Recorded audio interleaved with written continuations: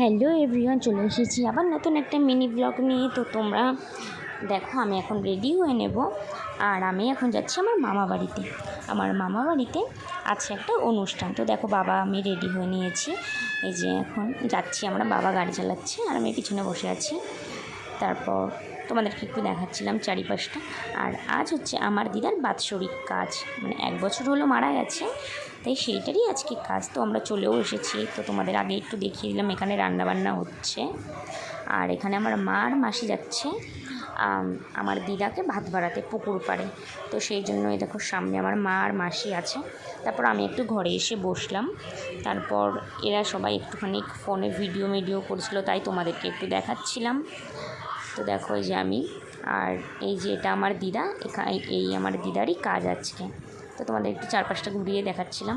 তারপর আমি যাচ্ছি আমার মার কাছে, ওই পুকুরে স্নান করতে গেছে ওরা ভাত বাড়িয়ে।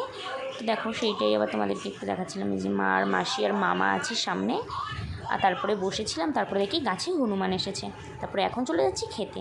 দেখো আমরা খেতে চলেও এসেছি, আর দিয়ে দিল একটা গ্লাস, টিস্যু পেপার আর জলের বোতল।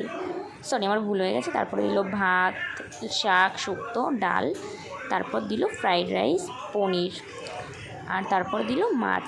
আসলে এগুলো আমার দিদা খেতে খুব ভালোবাসতো, সেই জন্য আমার দিদার পছন্দ মতনই আইটেম হয়েছে। তারপরে চাটনি, পাঁপড়, তারপরে এখন দই দিয়েছে আর মিষ্টিটা দিয়েছিল, আমি ওটা খাই না। তারপরে দিয়েছে হজমোলা। আজকের ভিডিওটা এই পর্যন্ত, নেক্সট পার্ট